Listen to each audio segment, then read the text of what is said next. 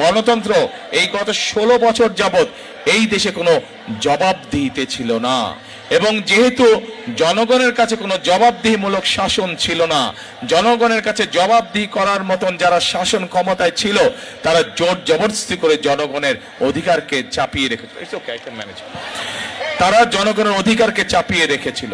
প্রিয় ভাই বোনেরা, আজকে এই 12 তারিখের নির্বাচন শুধু যে আমরা গণতন্ত্রের ভিত্তিকে মজবুত করবো তা নয়, গণতন্ত্র ভিত্তিকে মজবুত করার পাশাপাশি 12 তারিখের নির্বাচন হচ্ছে আমাদের আগামী দিনের দেশ গঠনের, ভাগ্যের পরিবর্তনের নির্বাচন। কাজেই আমাদেরকে প্রিয় ভাই বোনেরা এখন সামনের দিনে দেশ গঠন করতে হবে। আমরা আন্দোলন করেছি, আমরা সংগ্রাম করেছি, আমরা আমাদের ভোটের রাজনৈতিক অধিকার আমরা আদায় করেছি।